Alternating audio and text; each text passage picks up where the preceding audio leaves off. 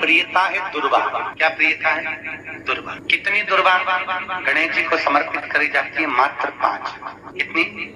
आज के जमाने में लोग गट्ठा बनाकर चढ़ा दें, वो अपनी जगह पर है। 5 दुर्वा पंचम इंद्रियों को वश में करने के लिए और भगवान के 5 जो स्वरूप हैं उनको अपने भीतर उतारने के लिए पंच। और दुर्वा में भी 3 गांठ। जब दुर्वा समर्पित करी जाती है तो उसमें नीचे दुर्वा की डंडी पर गांठ रहती है। 3 छोटी छोटी गांठें होना चाहिए।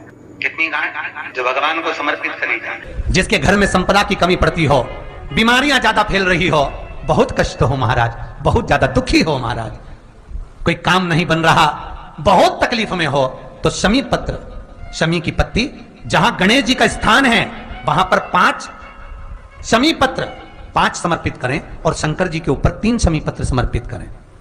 बहुत ध्यान देना, 5 शमी पत्र जहां गणेश जी का स्थान है शिवलिंग में वहां समर्पित करें, 3 शमी पत्र शिवलिंग के ऊपर समर्पित करें।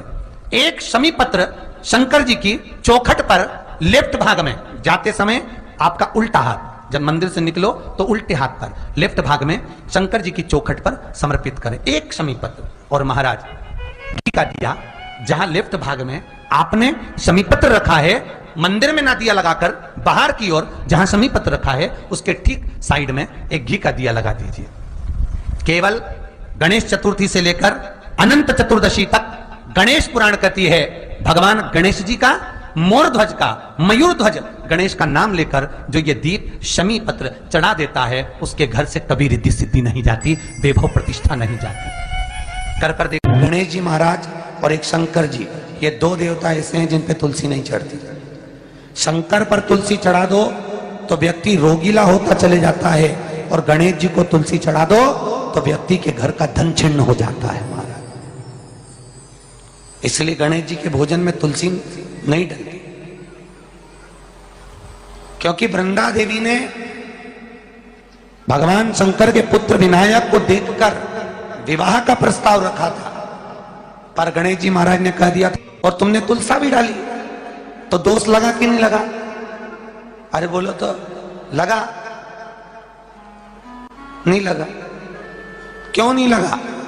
अगर थाली को अंदर से लेकर आए, पुष्टि मार्ग का नियम, जब ठाकुर जी के सामने 56 भोग, कुनवाड़ा, अन्नकूट लग जाता है, लगने के पहले उसको जब लेकर आते हैं रसोई घर से, भोजनशाला से, तो उसमें तुलसी डाल के नहीं लाते।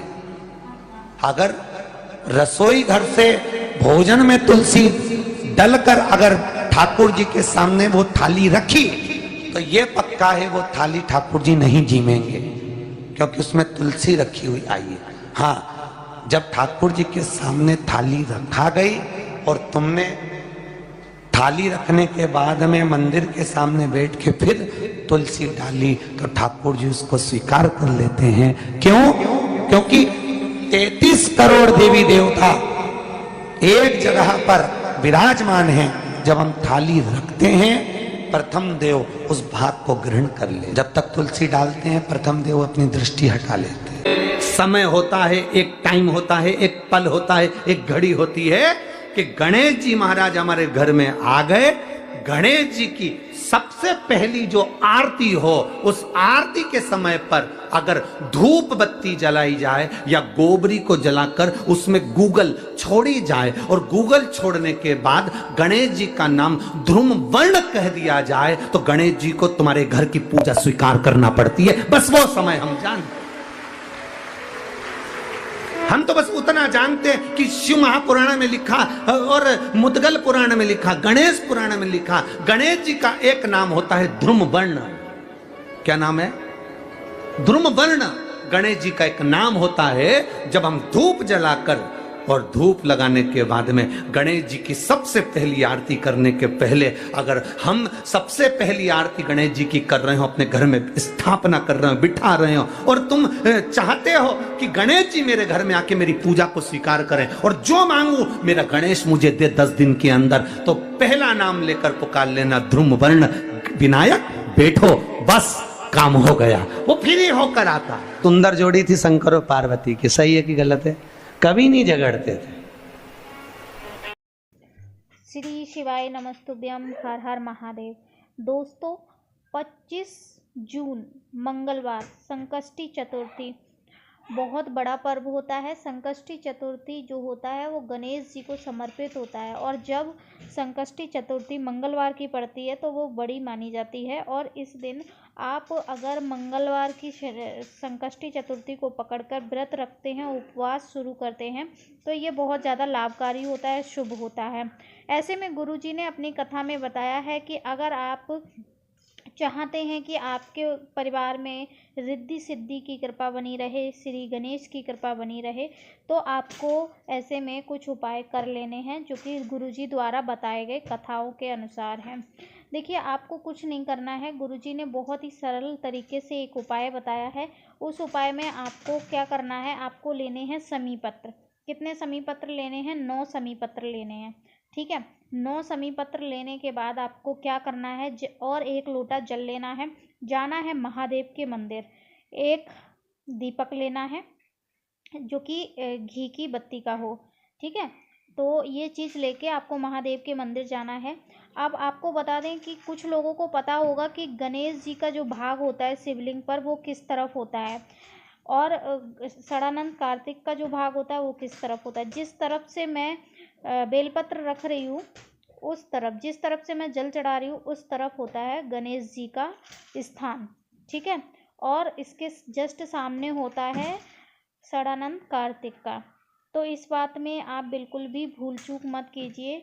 सीधे हाथ की तरफ होता है, उत्तर दिशा की तरफ अगर खड़े होंगे मुख करके, तो आपके जो सीधे हाथ की तरफ मतलब दाहिने हाथ में जो है वो गणपति जी का स्थान है, और बाएं हाथ की तरफ हमारे षडानंद कार्तिक जी का है। अब आपको क्या करना है, जो 4 समी पत्र हैं वो 5 समी पत्र आपको क्या करनी है, श्री गणेश जी के स्थान पर चढ़ानी है। 5 समी पत्र, कितनी?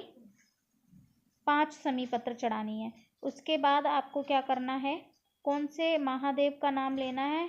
मुहूर्त ध्वज, मयूरेश्वर बोल दीजिए, नहीं तो मुहूर्त ध्वज बोल दीजिएगा, मयूर ध्वज बोल दीजिएगा, मयूरेश महादेव बोल दीजिएगा, जो आपको सही लगे वो बोल दीजिए। ठीक है, उसके बाद 3 समी पत्र जो हैं वो आपको महादेव के ऊपर चढ़ा देनी है। किनके ऊपर? महादेव के ऊपर। उसके बाद 1 लोटा जल चढ़ा देना है।